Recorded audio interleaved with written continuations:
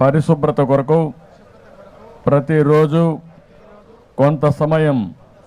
కేటాయిస్తానని నా వంతు కృషిగా స్వచ్ఛత కార్యక్రమాల కొరకు శ్రమదానం చేసి పరిశుభ్ర